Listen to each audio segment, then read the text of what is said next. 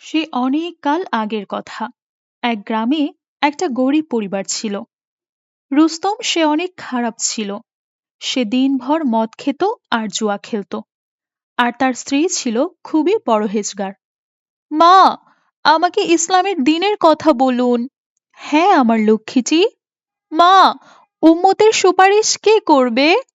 আমাদের সুপারিশ আমাদের নবী হজরত মুহাম্মদ সাল্লাল্লাহু আলাইহি সাল্লাম করবেন। আল্লাহ যখন আমাদের পাপের শাস্তির জন্য আমাদের জাহান্নামে নিক্ষেপ করতে চাইবেন, তখন আল্লাহ তাআলার রাসূল আমাদের জন্য সুপারিশ করবেন। কেননা আল্লাহর হাবিব আল্লাহই জিতিয়ে দেবেন। তিনি আল্লাহর রহমত আমাদের জন্য জ্ঞাপন করবেন। মা, হযরত আলী রাদিয়াল্লাহু তাআলা আনহুকে সেজদায় কেন মেরে ফেলা হয়েছিল? মা, আমি মরে গেলে তো কবরে একাই থাকতে হবে, তাই না? মা, আমার না কবরস্থানে একা যেতে ভয় করে। কেমন হবে যখন কবরস্থানে সারা রাত একা একা থাকতে হবে? যখন অন্ধকারে আযাব পোহাতে হবে তখন? এজন্য বাবা কখনোই নামাজ ছাড়া যাবে না। এই নামাজের জন্য আমাদের ইমাম হোসাইন রাদিয়াল্লাহু তাআলা আনহুর মাথা মোবারক কেটে নেওয়া হয়েছে। আমাদের ইসলামের জন্য আমাদের জন্য শহীদ হয়েছেন তিনি। জানো, ইসলামের পতাকা সারা বিশ্বে ছড়িয়ে দিতে পারে, আর এজন্যই কেউ যাতে নামাজটা না ছাড়ে। আল্লাহ তাআলা সকলের মনে হেদায়েত দান করুক। যারা আল্লাহকে ভালোবাসে তারা কখনোই নামাজ ছাড়ে না। কিন্তু আমরা এখন কি করছি? কাজ করার জন্য নামাজকে ছেড়ে দিচ্ছি। আজান দিলেও আমরা মসজিদে যাই না। আজ আমরা আমাদের নবীর সুন্নত সঠিকভাবে পালন করি না। মরার পরে কবরে নামাজ কাজে আসবে। কিয়ামতের দিন এই নামাজ কাজে আসবে। নামাজ হচ্ছে বেহেস্তের চাবি। কিয়ামতের দিন সবাই বলবে, ইয়া নাফসি ইয়া নাফসি, আমার জান, আমার জান। তারপর একটি আওয়াজ আসবে, ইয়া আল্লাহ, আমার উম্মত, আমার উম্মত, আমার উম্মত। মা, আজ থেকে আমিও নামাজ আদায় করব। জানো, আমার নবী মুহাম্মদ সাল্লাল্লাহু আলাইহি সাল্লামের চোখ ঠান্ডা হয়ে যায় যাতে। আমি আজ থেকে আর আমার নবীজিকে কাঁদতে দেব না। মাশাআল্লাহ মা, আমার লক্ষ্মী মামুনি, তুমি তো এখন অনেক ছোট। আরে মা, ছোট হয়েছে তো কি হয়েছে? নামাজ সবার জন্য ফরজ, কারো জন্য ছাড় নেই। মাশাআল্লাহ, আমার লক্ষ্মী সোনা। তোমার মতো মেয়ে আল্লাহ সকল বাবা মাকে দিক। কিন্তু মা, তোমার বাবাও যদি আল্লাহর হেদায়েত পেত, আল্লাহ তাআলার ইবাদত করত, ভালো হতো। কিন্তু সে তো মদ খায়, জুয়া খেলে, খারাপ কাজ করে। হে আল্লাহ, আপনি তাকে হেদায়েত দিন। তখন রুস্তম মদ খেতে খেতে বাড়িতে চলে আসে। কি করতেছো তোমরা মামায়া মেলা?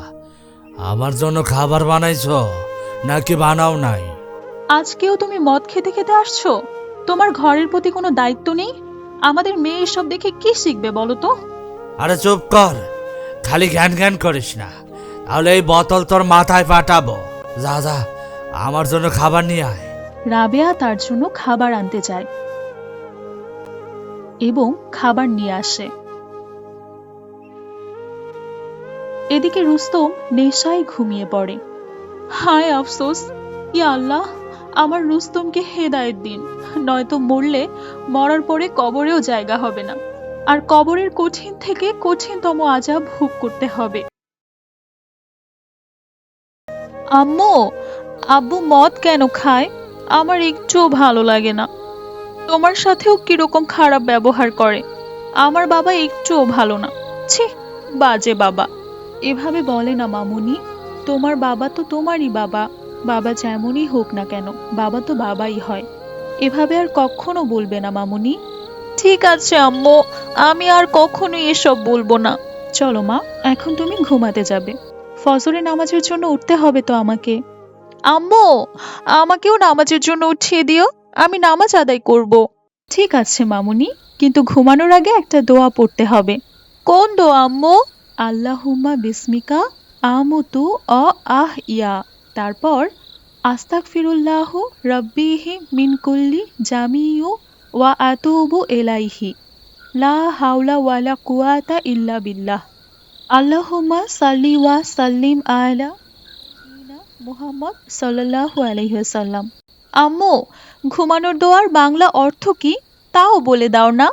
এর অর্থ হচ্ছে, হে আল্লাহ, আপনার নাম নিয়েই ঘুমাচ্ছি, আপনার নাম নিয়েই জাগ্রত হব, আর নবীর প্রতি দুরূদ পড়লে যে ব্যক্তি পড়বে, মহান আল্লাহ তাআলা তার নাম, তার বাবার নাম, তার মায়ের নাম, তার ঠিকানা সহ নবীর কাছে পেশ করেন।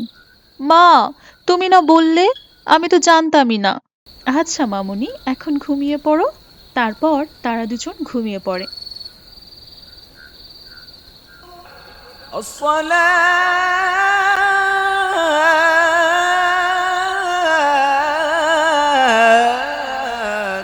خير من النوم রাবেয়া তার স্বামীকে নামাজের জন্য ডাকতে লাগলেন। এই যে শুনছেন, ফজরের আজান হয়েছে, চলুন উঠেন, নামাজটা পড়ে নেই। আরে যা, তুই পড় তোর নামাজ। তোর নামাজ আমারে কি দিছে? এই গরিব জীবন যাপন ছাড়া আর কি দিছে? যা, তুই পড় তোর নামাজ। তুই তোর কবরে ঘুমাবি, আমি আমার কবরে ঘুমামো। আমার সময় হলে আমি পড়ে নিমু। এভাবে বলবেন না, আপনার কাছে এখনো সময় রয়েছে। আপনি তওবা করলে আল্লাহ আপনাকে মাফ করবেন। আল্লাহ মহান, পরম করুণাময়, ক্ষমাশীল, দয়ালু। আল্লাহ গুনাহগারকে ক্ষমা করতে ভালোবাসেন। যারা তার কাছে ক্ষমা চায়, সে যত বড়ই গুনাহগার হোক না কেন, আল্লাহ তাকে মাফ করে দেন। আর আল্লাহ গরিব তাকেই বানায় যার পাশে আল্লাহ থাকেন। আমরা গরিবেই অনেক খুশি, কারণ আল্লাহ আমাদের খুব কাছেই আছেন। আমি আপনার জন্য আল্লাহর কাছে দোয়া করব যেন আল্লাহ আপনাকে হেদায়েত দেন। আচ্ছা, ঠিক আছে, অহন তুমি যাও। রাবেয়া ও তার মেয়ে নামাজের জন্য দাঁড়িয়ে যায় আর নামাজ পড়তে থাকে। নামাজ পড়ার পর আল্লাহর কাছে দোয়া করতে থাকে। হে আল্লাহ, আমাকে 5 ওয়াক্ত নামাজি বানিয়ে দিন।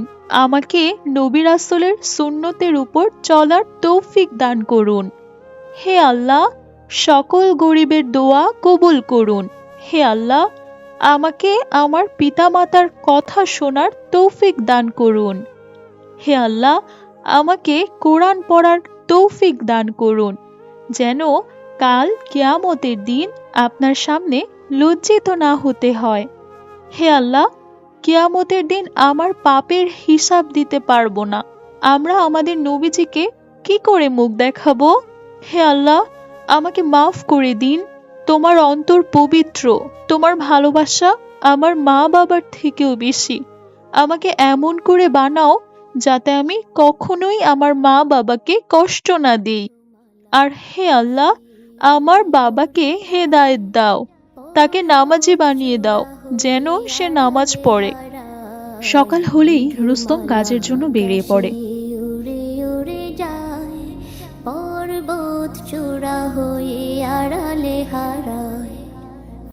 আমারে কাজে নিবেন? আরে না, আমার লোক ঠিক করা আছে, তোমাকে লাগবে না। ফিরে আসি ধরা তলে বৃষ্টি কায়ায় ধুয়ে ভাই, যায় আপনার জমিতে লোক লাগবে নি? হ্যাঁ, লোক লাগবে, কিন্তু তোমাকে লাগবে না, যেতে পারো। তাকে কেউ কাজ দিতে রাজি হলো না। তারপর একদিন সে তার স্ত্রীর গহনা চুরি করে জুয়া খেলতে যায়। সে সেখানে জুয়া খেলে হেরে যায়। তারপর সে মন খারাপ করে বাড়িতে ফিরে যায়।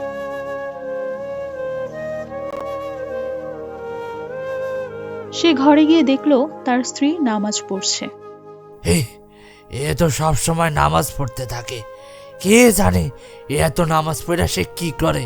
আরে, নামাজ পড়া হইলে এবার আমার জন্য খাবার নিয়ে আসো।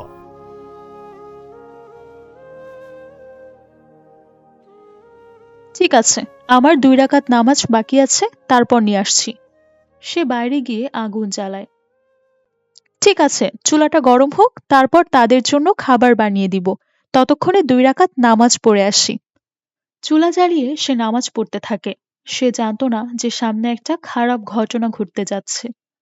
তখন তার ছোট্ট মেয়ে বাইরে যায় আর জ্বলন্ত আগুনে পড়ে যায়। মা, আমাকে বাঁচাও! বাবা, আমাকে বাঁচাও! তখন রুস্তম হাফসার চিৎকার শুনে দৌড়াতে দৌড়াতে বাইরে আসে। সে এসে দেখে তার মেয়ে চুলায় পড়ে গেছে এবং জ্বলতে জ্বলতে হাফসা পুড়ে মারা যায়। এসব দেখে রুস্তমের অনেক রাগ হয়। ওদিকে রাবেয়া তার নামাজ শেষ করে বাইরে আসে।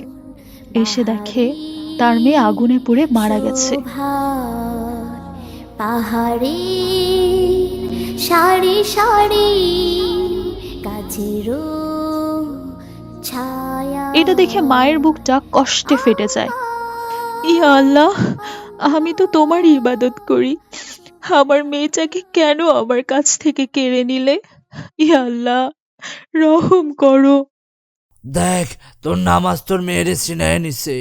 আমি তো গুনাহগার, আমি তো আজ পর্যন্ত কিছুই পাই নাই। যা একটা মেয়ে ছিল তাও ছিনায় নিছে তোর নামাজ। কোথায় তোমার নামাজ? কোথায় তোমার আল্লাহ? তোমার আল্লাহ কি আমার মেয়েকে আবার ফিরিয়ে দিতে পারবে? তখন রাবেয়া কাঁদতে কাঁদতে আল্লাহর কাছে দোয়া করল, হে আমার আল্লাহ, আমার নামাজের ওছিলায় আমার দোয়াটা কবুল করো, আমার মেয়েকে আমার কাছে ফিরিয়ে দাও, নয়তো এই জ্বলন্ত চুলায় আমিও আমার জীবন দিয়ে দিব, কেননা আমি নামাজের সম্মান বাঁচানোর জন্য নিজেকে কুরবান করে দিব। তখন আসমান থেকে আওয়াজ আসতে লাগলো, আল্লাহ সবার কথা শোনেন। যারা আল্লাহর ইবাদত করে আল্লাহ তাদের কখনো নারাজ করেন না। তুমি কি করো না করো আল্লাহ সব দেখেন।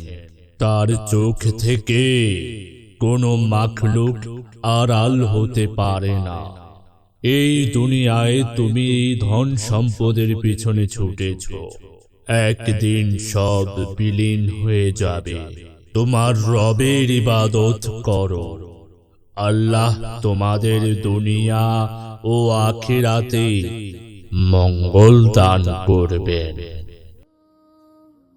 তখন আকাশ থেকে একটি আলো এসে হাফসার গায়ে পড়ে।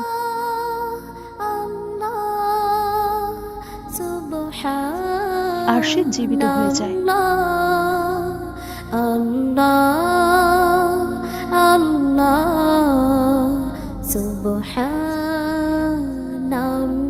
এসব দেখে রুস্তম বিস্মিত হয়ে বলল, রাবেয়া, আজ তোমার নামাজ জিতে গেল আর আমার ঈমানও তাজা হয়ে গেল।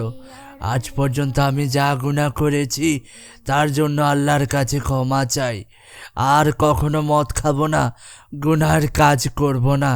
আল্লাহ আমাকে যেমন রাখবেন আমি তেমনই আল্লাহর শুকরিয়া করব। আমি আর নামাজ ছাড়ব না।